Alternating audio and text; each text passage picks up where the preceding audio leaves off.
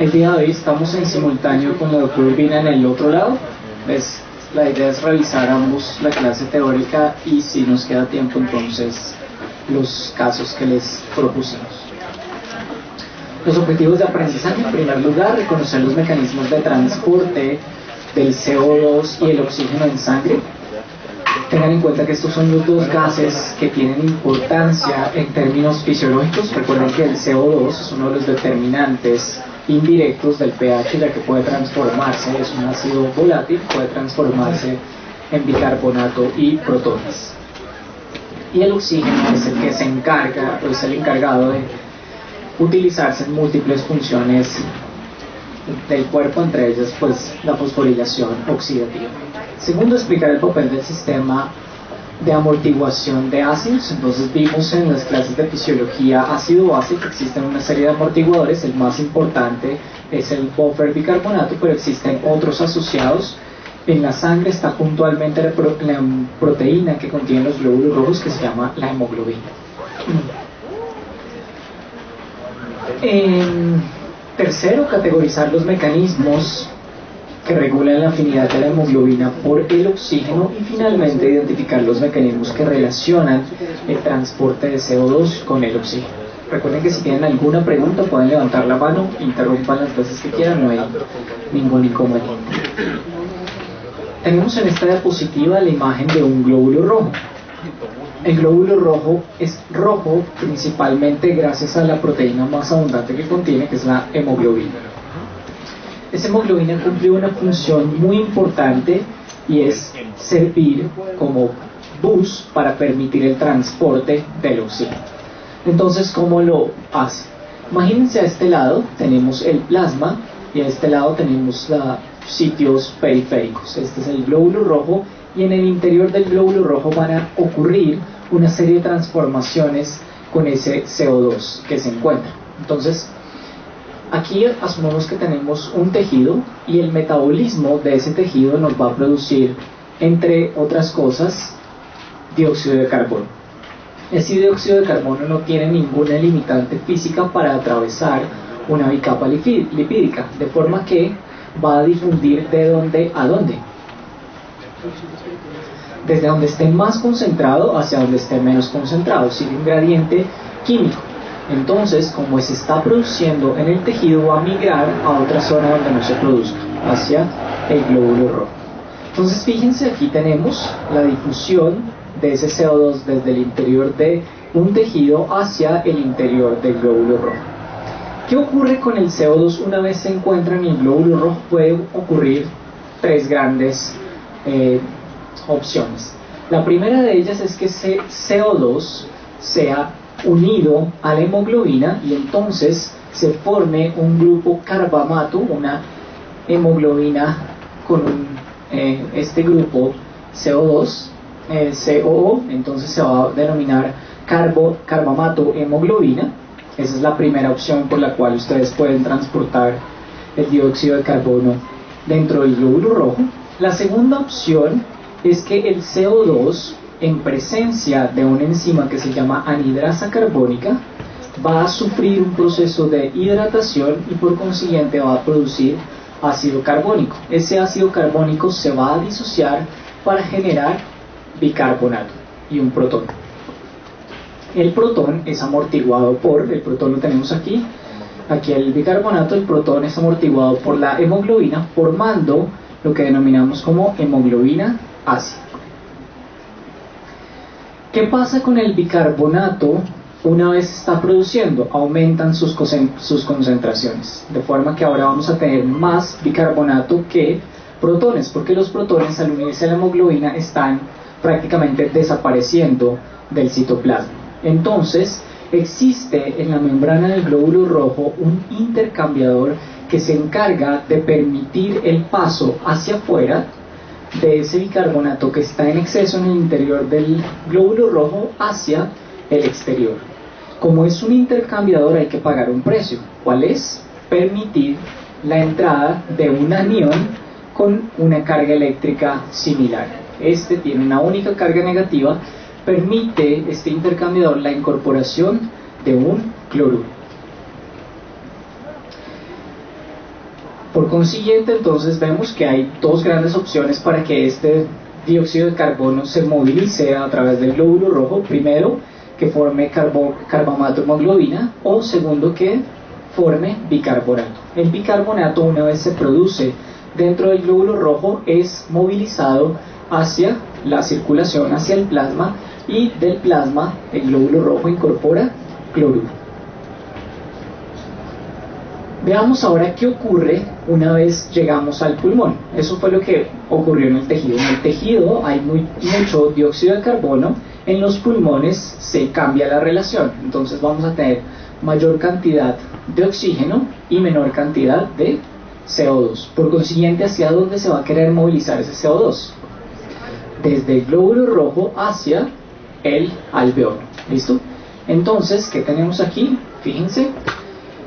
La hemoglobina ácida que vimos previamente, el bicarbonato, antes habíamos visto que se movilizaba desde el glóbulo rojo hacia el medio extracelular. Una vez el glóbulo rojo llega al alveolo, cambia la función de ese intercambiador, modifica esa relación. Ahora, a nivel pulmonar, ese intercambiador va a permitir la incorporación de un bicarbonato y la salida de un cloruro.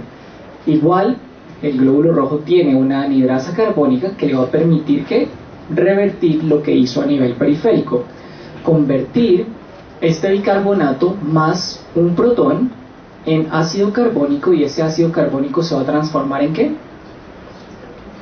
CO2 y una molécula de agua. ¿Qué va a pasar con ese CO2? Va a difundir fácilmente a través de la bicapa lipídica del glóbulo rojo, va a pasar la membrana alveolo capilar y va a ser exhalado hacia la atmósfera. Habíamos visto que se formaba la carbamatohemoglobina, era otra alternativa de transportar ese CO2. Entonces el grupo carbamino necesita protonarse, y una vez se protona, entonces se genera nuevamente el dióxido de carbono que pasa hacia los pulmones. Entonces, la conclusión más importante es que los glóbulos rojos, dependiendo de donde estén localizados, bien sea a nivel tisular o a nivel pulmonar, intercambian la función de este intercambiador cloruro-bicarbonato, y que existen dos grandes alternativas o dos grandes maneras de transportar este CO2 que se produce en los tejidos. Una unido a la hemoglobina formando carbamato hemoglobina, y la otra como bicarbonato.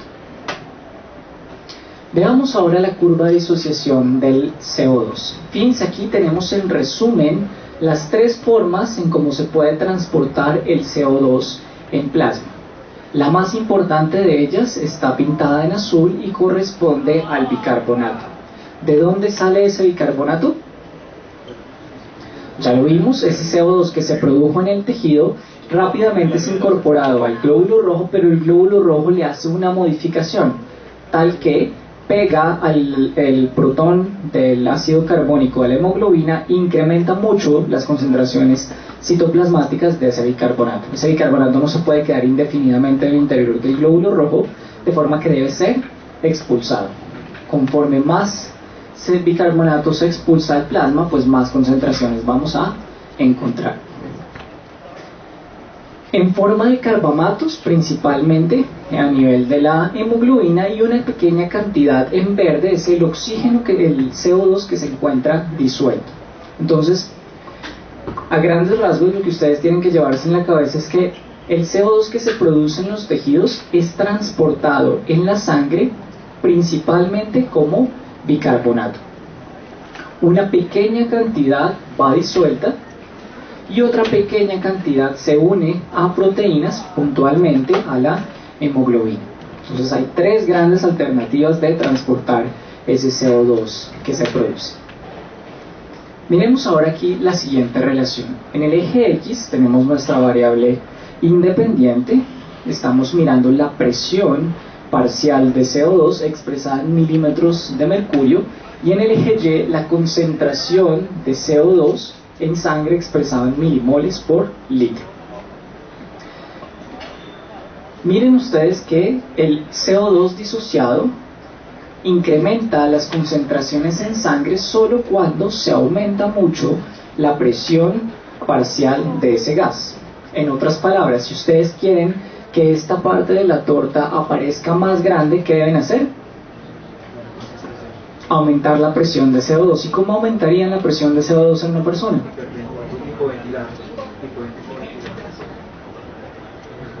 Sí. Entonces, si hay menor ventilación, necesariamente se está produciendo más CO2. ¿Qué otra alternativa habría? Con una bolsa. ¿Qué otra opción? Sí, una hipoventilación, ya lo hemos mencionado. Si ustedes le colocan a una persona una máscara conectada a una bala que en lugar de oxígeno tenga CO2, ¿qué pasará? Pues están aumentando la presión de ese gas. ¿Listo? Conforme aumentan la presión, ¿qué va a pasar con el contenido arterial de dióxido de carbono? En la porción disuelta se va a aumentar. Bueno, veamos ahora, está graficado en rojo la saturación, la curva para el oxígeno en esta zona, y cuando hay una saturación de oxígeno cercana a cero, en rojo cuando es igual a 1 y en morado cuando es igual a 0. El rango normal es la diferencia arteriovenosa, entonces aquí tenemos la zona arterial y en este punto la zona venosa. Veamos sus... ¿Perdón? ¿Rangos de qué, perdón? O sea, el rango hace diferencia a que usted tiene un valor determinado de presión de CO2, fíjese usted, 40 milímetros de mercurio.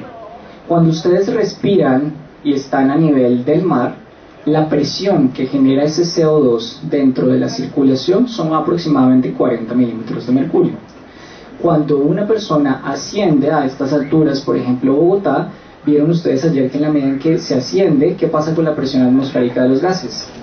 Disminuye, ¿cierto? Igual pasa con la presión de los gases a nivel arterial, va también reduciéndose, de forma que en Bogotá la presión media de CO2 no es 40, sino que es cercana a 32, 34 milímetros de mercurio. Porque si aumentamos el CO2, o sea, se supone que va a aumentar el bicarbonato, pues por el proceso de porque para que usted pueda, la acidosis implica que se están liberando protones al plasma, ¿cierto? Normalmente existe un mecanismo de regulación de esos protones, y es que la hemoglobina amortigua parte de ellos, pero cuando la hemoglobina pierde su capacidad para amortiguar esos protones, digamos que tiene 3 sillas, si las 3 sillas son ocupadas y ahora hay 4 protones más que quieren buscar dónde sentarse, la hemoglobina les dice: yo ya no tengo más espacio, miren a ver qué hace. El bicarbonato que se está produciendo en el medio, listo, es muy abundante, pero recuerden que el bicarbonato no solamente se utiliza para amortiguar los protones. ¿Se acuerdan que habíamos visto que en la dieta se produce la degradación de los aminoácidos, implica la producción de ácido sulfúrico, ácido clorhídrico y otra serie de ácidos, y eso requieren la utilización de bicarbonato de sodio? Entonces el bicarbonato de sodio, si bien es muy abundante, se consume en otros procesos, de forma que si ustedes desbalancean esa relación y hay más protones ahora circulantes, esos protones van a empezar a abundar más y por consiguiente le van a disminuir el pH. Lo que pasa es que yo pensaba también que, digamos que pues, y también el bicarbonato también está dentro del eritrocito, ¿sí? Y está ocupando el espacio del eritrocito y puede producir carbamato. No, o sea, hay 2 grandes alternativas de transportarlo. Entonces veíamos que el CO2 puede unirse a la hemoglobina, libera un protón en el proceso y forma carbamato hemoglobina, ¿sí? La otra alternativa es que ese CO2 difunda y por efectos de la anhidrasa carbónica se ha convertido primero en ácido carbónico y después en bicarbonato. Lo habitual es que el protón generado de esa reacción, porque se genera un protón más HCO3, ese protón sea amortiguado por la hemoglobina, y cuando se une a la hemoglobina virtualmente desaparece, de forma que ahora tiene mucho bicarbonato. Las concentraciones intracelulares de bicarbonato se van a elevar. El problema es cuando este bicarbonato comienza a difundir al plasma y el glóbulo rojo comienza a incorporar más cloruro. En ese escenario las concentraciones de bicarbonato van a empezar a reducirse. Si hay ahora mucha producción de CO2, este mecanismo, estos protones ya no van a tener a dónde unirse porque los sitios de la hemoglobina ya están ocupados. Entonces, en ese sentido, los protones empiezan a acumularse en el interior de la célula, pero no se pueden quedar allí, deben salir.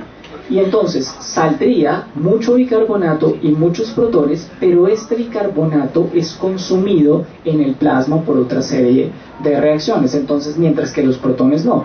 De hecho, los protones pueden estar acompañados por otra serie de protones adicionales. Por ejemplo, en una persona que tiene diabetes mellitus se está produciendo ácido acético, ácido acetato y beta-hidroxibutanato, cada uno liberando un protón adicional que suman en el plasma y por consiguiente van a disminuir más el pH. Pero pues, o sea, yo pensaba que desde el punto de vista metabólico, como había planteado mi amiga, es que si están ocupados las hemoglobinas y no se está transportando, pues no se puede transportar oxígeno porque están ocupadas, ¿cierto? Entonces hay un metabolismo anaerobio y por eso se produce más lactato y por eso hay ácidos metabólicos. Pues hay una acidosis. Sí, esa es una explicación también posible. Sí. Aquí no es mutuamente excluyente ninguna alternativa. Entonces decíamos que aquí lo que nos está mostrando es que el dióxido de carbono puede ir o disuelto, que es la gran minoría, y solamente se puede aumentar ese dióxido de carbono disuelto cuando se aumenta la presión. Lo habitual es que tengamos unas presiones determinadas de CO2, entonces hay una presión a nivel arterial y otra a nivel venosa. ¿En cuál de las dos creen ustedes que hay más dióxido de carbono? ¿En arterias o en venas? En venas. ¿Por qué en venas? Porque fue la sangre que ya pasó por la circulación, por los capilares y experimentó ese proceso de intercambio gaseoso. En ese intercambio gaseoso, el oxígeno que se recogió en los pulmones va a difundir hacia los tejidos y de los tejidos va a difundir el CO2. ¿Listo? Entonces, la presión a nivel venoso necesariamente es mayor que la presión arterial. ¿Sí? No, por lo general es muy bajo, es menor del 5% y está necesariamente determinado por la cantidad de hemoglobina que esté disponible a aceptar ese grupo carbamato. Si usted utiliza la hemoglobina, por ejemplo, con grupos con protones, va a haber menos disponibilidad para que el dióxido de carbono pueda unirse. Entonces, difícilmente va a alcanzar valores del 10%.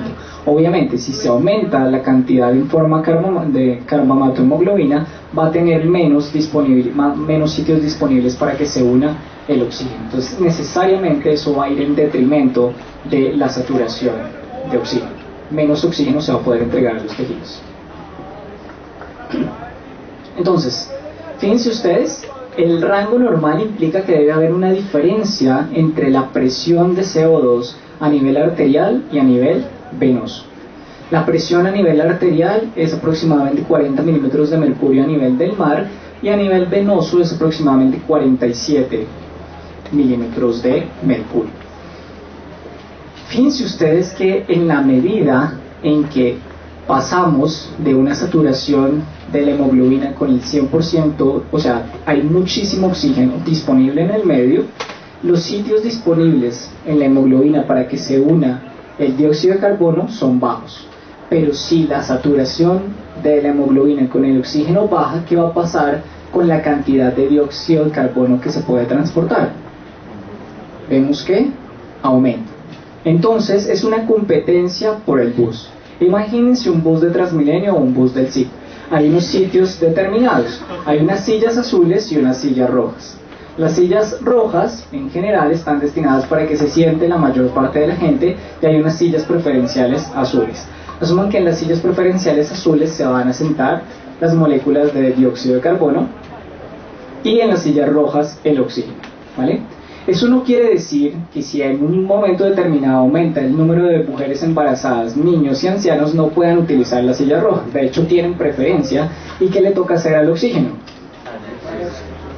O no subirse al bus o ir de pie. En el caso de la hemoglobina, el oxígeno no puede subirse, no puede unirse y por consiguiente se aumenta la cantidad de CO2 disponible dentro del glóbulo rojo y disminuye la cantidad de oxígeno. Como el objetivo del glóbulo rojo es transportar gases, si hay muy pocos sitios disponibles para que se una el oxígeno, ¿qué va a pasar si vamos del pulmón a los tejidos? hay una hipoxia, ¿cierto? ¿Y qué va a pasar cuando la sangre va desde las venas hacia los pulmones? Hay muchísimo CO2 en ese escenario, por consiguiente va a haber una difusión mayor desde el glóbulo rojo hacia el pulmón. Entonces aquí, ¿sí? Tiene 25, entre 20 y 25 veces más afinidad por el CO2 que por el oxígeno, y tiene 250 veces más afinidad por el monóxido de carbono que por el oxígeno. ¿Sí? ¿Cuántas unidades de hemoglobina traen en un litro? Ya lo vamos a ver un poco más adelante. Todavía no nos metamos con esto. Entonces, lo importante que hay que destacar de esta gráfica es que en plasma pueden encontrar el CO2 disuelto en tres formas: libre, como CO2, en forma de bicarbonato, que es la gran mayoría, y una forma muy pequeña dentro del glóbulo rojo, que son los grupos carbamato. ¿Sí? O sea que lo que pasa en la anemia ferropénica es lo que usted estaba diciendo con su metáfora del Transmilenio. Con la analogía, en la anemia, el problema es que la cantidad de glóbulos rojos producidos, el número de buses del CIP o del Transmilenio son pocos para la cantidad de genes. Entonces imagínense una estación de la 100 o de la 116 a las 6 de la tarde con un bus cada 30 minutos. Sí, con un bus cada 5 minutos colapsa. En la medida en que haya menos glóbulos rojos, los gases siguen estando allí, pero no pueden transportarse en forma apropiada. Pero específicamente la anemia ferropénica, lo que pasa es, o sea, que el grupo ¿Hemo no tiene hierro? ¿El grupo hemo no tiene hierro o que el hierro usted necesita hierro para producir los glóbulos rojos. También necesita vitamina B6 y vitamina B12. Es fundamental para que se formen las cadenas de hemoglobina y ocurra una maduración apropiada de estos glóbulos rojos. Si no hay ninguno de esos tres, el producto final es que la cantidad de buses que tiene disponible va a disminuir. Okay. O sea que, haciendo la analogía, es que no tenemos cantidad de buses y tras del hecho las sillas pueden estar dañadas, por así decirlo. Más o menos, sí. Eso ocurriría puntualmente en la anemia de células falciformes. Las sillas están dañadas, hay una mutación en una de las cadenas de la hemoglobina. Entonces, puntualmente es un aminoácido, pero no vamos a meternos por ahí. Entonces, en la medida que haya menos oxígeno disponible, el CO2 va a aprovechar y va a aumentar su contenido a nivel arterial.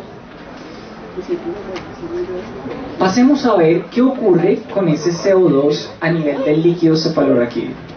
¿Han subido ustedes a Monserrate? Caminando, ¿no? No en teleférico. ¿Qué ocurre con la frecuencia respiratoria de ustedes en la medida en que van ascendiendo? Aumenta, ¿cierto? ¿Por qué creen ustedes que se eleva la frecuencia respiratoria?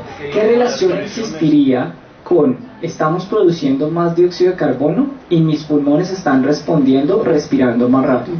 Si yo respiro muy rápido, ¿qué va a pasar con ese CO2 que estoy generando? Lo estoy eliminando rápidamente. Entonces, ¿qué desequilibrio ácido-base voy a presentar? ¿Una acidosis o una alcalosis? Si yo estoy barriendo rápidamente el CO2 que tengo circulando, voy a producir una alcalosis de origen respiratorio, ¿cierto? Bueno, tratemos de entender puntualmente cómo se relaciona el incrementar la presión arterial de CO2 con aumentar la frecuencia respiratoria. Fíjense ustedes, en los escenarios de acidosis respiratoria, ¿qué proceso vamos a presentar? Le colocamos a una persona una obstrucción, un bloqueo en la vía respiratoria, por ejemplo en los niños que suelen meterse objetos en la boca, o un niño que tenga un episodio agudo de asma. Los alveolos van a ser incapaces de poder recibir oxígeno y de sacar el CO2, y por consiguiente la presión de CO2 en plasma va a empezar a aumentarse. Si aumentamos la cantidad de CO2 en plasma, recuerden, la ecuación se va a ir hacia la derecha, favoreciendo la producción de protones. Por consiguiente vamos a generar una acidosis. El apellido de respiratoria es porque estamos modificando el CO2. Recuerden que el CO2 no tiene ninguna limitante física para difundir a través de una membrana, y la barrera sangre-cerebro, en el líquido cefalorraquídeo que tenemos en esta zona, va a poder rápidamente inundarse con CO2. Ese CO2, una vez llega al líquido cefalorraquídeo, experimenta el proceso de hidratación para formar bicarbonato y protones. Normalmente los protones son los encargados de modificar el pH. Ante una situación aguda de una acidosis respiratoria, no existen buffers del tipo bicarbonato. Estos buffers no bicarbonato hacen referencia a proteínas, como por ejemplo la hemoglobina. No hay muchas proteínas en el líquido cefalorraquídeo, de forma que la capacidad de amortiguar esos protones es muy baja. ¿Qué va a ocurrir entonces con el pH en el líquido cefalorraquídeo? Va a disminuir rápidamente. Esa disminución del pH por un incremento en la cantidad de protones necesariamente va a ser sensado por unos quimioreceptores. Son unos receptores que sensan cambios químicos y van a estimular el centro respiratorio que se encuentra en el tallo cerebral, incrementando la frecuencia respiratoria. ¿Qué ocurrirá ahora una vez tenemos un episodio un poco más crónico de esa acidosis respiratoria? Va a ocurrir un fenómeno de adaptación, y es que se está produciendo el CO2 en forma elevada, sigue difundiendo hacia el líquido cefalorraquídeo, se siguen produciendo protones, pero ¿qué pasa ahora con las concentraciones de bicarbonato? Van a empezar a aumentar. ¿Por qué? Aquí está aumentando la cantidad de bicarbonato y este lentamente va a empezar a difundir. En sangre existen otros amortiguadores distintos al bicarbonato, por ejemplo la albúmina, la hemoglobina, que son capaces de amortiguar transitoriamente estos protones. Y si yo capturo un protón, ¿qué va a pasar con el pH? Se va a mantener estable. Y si yo agoto esos amortiguadores, ¿qué va a pasar con el pH? Va a empezar a disminuir. Entonces el pH solamente va a cambiar en la medida en que yo consumo los buffers que tengo, bien sea el de bicarbonato o bien sea las proteínas. Recuerden que las proteínas tienen un número limitado de sillas para recibir a los protones, de forma que si se aumentan mucho estos, necesariamente el pH va a empezar a cambiar. A nivel crónico, entonces vamos a tener una mayor producción de bicarbonato. Esa producción de bicarbonato en exceso ahora va a difundir lentamente a través de esa barrera alveolo capilar, y si yo elevo las concentraciones de bicarbonato en el líquido cefalorraquídeo, ¿qué va a pasar con el pH? Si antes teníamos un pH muy ácido y ahora comenzamos a aportar amortiguador, ¿qué va a ocurrir con ese pH? Progresivamente va a ser menos ácido o se va a aumentar. Entonces tenemos un estado ácido, pero es menor que en el estado inicial, de forma que los quimioreceptores centrales van a sensar un efecto de modificación del pH, pero por consiguiente ya no van a estimularse tan rápidamente, es decir, la frecuencia respiratoria ya no se va a aumentar. Bueno, veamos ahora la estructura química del grupo M. Tenemos el hierro. Entonces fíjense que el hierro cumple una función fundamental para formar el grupo M de la hemoglobina, de forma que si hay deficiencia de hierro, ese grupo M no se puede formar, y si no hay grupo M, pues no hay posibilidad de transportar ni CO2 ni oxígeno. El CO2 no es tan crítico porque recuerden, el dióxido de carbono puede convertirse en bicarbonato y por consiguiente difundir, pero para el oxígeno sí es la forma más importante de transportarse. Aquí tenemos la globina, y entonces fíjense ustedes, la hemoglobina está constituida por dos grandes grupos. Es una proteína con una estructura cuaternaria, tiene dos hélices alfa y dos hélices beta. ¿Qué tipo de hemoglobina tendríamos allí? Alfa, beta, alfa 2. Recuerden que las clasificamos como hemoglobina A, hemoglobina fetal, hemoglobina No. Falciforme. Entonces, ¿esta cuál sería? La hemoglobina A. Veamos nosotros, entonces, lo ideal es que esté en configuración dos subunidades alfa, una alfa 1 y alfa 2, y dos cadenas beta, beta 1 y beta 2. Hay una sustancia que se produce dentro del glóbulo rojo, que es una modificación de la glucólisis que se llama 2,3-difosfoglicerato. Ese 2,3-difosfoglicerato proviene, dependiendo de ciertas condiciones, de esa glucosa que ha entrado al glóbulo rojo, se fosforila para formar glucosa 6-fosfato y después se sigue transformando. Ese 2,3-difosfoglicerato va a ser fundamental, ya que va a ocupar uno de los sitios que normalmente puede albergar al oxígeno. ¿Eso qué quiere decir? Que si hay mucho 2,3 dPg, ¿qué va a pasar con el transporte de oxígeno dentro del glóbulo rojo? ¿Va a aumentar o va a disminuir? Va a disminuir, ¿cierto? Entonces, el 2,3-difosfoglicerato disminuye la afinidad de la hemoglobina por el oxígeno. Veamos aquí, el 2,3-difosfoglicerato tendría dos grandes opciones a donde unirse: a las cadenas alfa o a las cadenas beta. En esta gráfica estamos viendo que únicamente se une a las cadenas beta. Por consiguiente, ustedes que pueden predecir si comparan la afinidad del oxígeno en la hemoglobina fetal versus la hemoglobina del adulto, ¿cuál es más afín por el oxígeno? La fetal, ¿cierto? Porque la fetal, ¿cómo está configurada? Tiene dos alfa, dos subunidades, dos cadenas alfa, y tiene dos gamma, ¿cierto?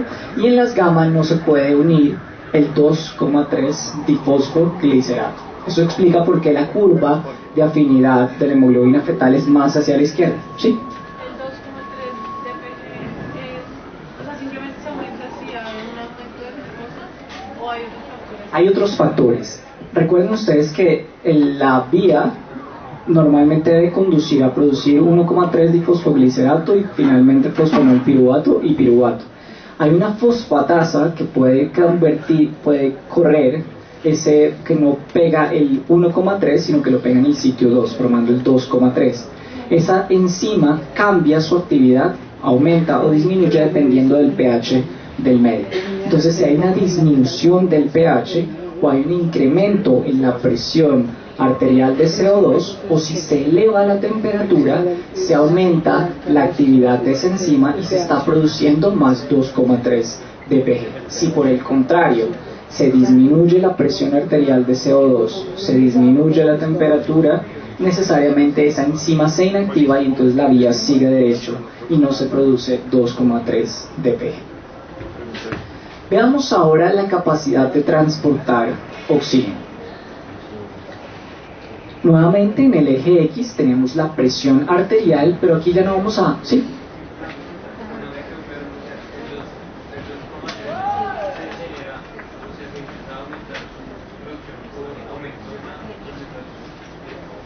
Hay varias condiciones que estimulan el 2,3 dPg. Se va a producir siempre que aumente la actividad de una enzima.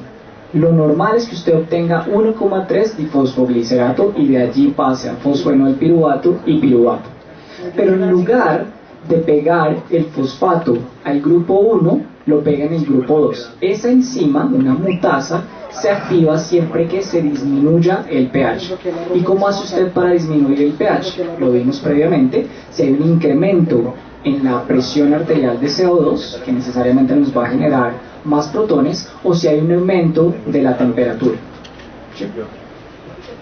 Y solamente ese 2,3 dPg se puede unir a las cadenas beta, de forma que ninguna otra hemoglobina puede modificar su afinidad por el oxígeno en presencia de ese 2,3. Yo no sé si leí bien, pero es que cuando dicen que tomar el depende o el azúcar, porque se prefieren es problema alérgico. ¿Perdón? Cuando no hay DPG, ¿Cómo? No. O sea, puede modificar la afinidad por el oxígeno, pero no afecta principalmente a la producción de glóbulos rojos. ¿Qué pasa metabólicamente cuando se pasa de hemoglobina fetal adulta a hemoglobina? O sea, metabólicamente no bueno, entiendo. pues, o sea, ¿qué pasa respecto al pH, por ejemplo? O sea, ¿se aumenta o qué pasa? O sea, No. sí, o sea, es que tiene que haber una transición de fetal a adulta, ¿cierto? Sí. Entonces, ¿qué pasa en la sangre? O sea, ¿qué pasa en el momento de la transición de fetal a adulta en la sangre? O sea, ¿qué hace que se active el gen A y se inactive el gen que codifica para las hemoglobinas gamma? Puntualmente la presión parcial de oxígeno. Entonces, cuando el feto está en el útero de la madre y está principalmente recibiendo oxigenación gracias a la circulación, la presión en la circulación pulmonar es extremadamente elevada y ahí no está experimentando intercambio gaseoso. En el momento en que el recién nacido sale del canal vaginal y comienza a respirar aire, rápidamente ese incremento en la presión parcial de oxígeno, que pasa de aproximadamente 10 o 20 milímetros de mercurio, sube a 100 milímetros de mercurio, y la presión de CO2, que era un poco más elevada, 47, 50, pasa rápidamente a 40. Entonces eso es como un switch que inhibe la expresión de la hemoglobina fetal y activa la expresión de la hemoglobina adulta. O sea, que es dependiente del surfactante pulmonar. Entre otras cosas. O sea, macroscópicamente usted puede decir que depende de la función pulmonar. Es el pulmón el que activa o inactiva la expresión de la circulación de la sangre y el intercambio gaseoso a nivel pulmonar el que activa ese proceso.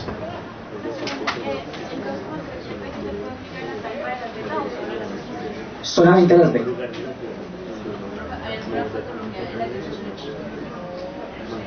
Sí, claro, por supuesto. En la hemoglobina, en las personas que sufren de anemia de células falciformes, se incrementa la expresión de esa hemoglobina fetal porque no es suficiente, no hay producción de hemoglobina adulta, y la hemoglobina S es incapaz de transportar de forma apropiada el oxígeno.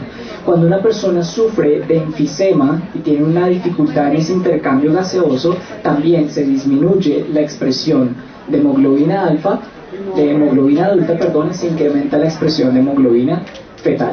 Entonces ustedes pueden revertir ese switch dependiendo de la patología que tengan. Si disminuyen la presión arterial, aumentan la expresión de la hemoglobina fetal.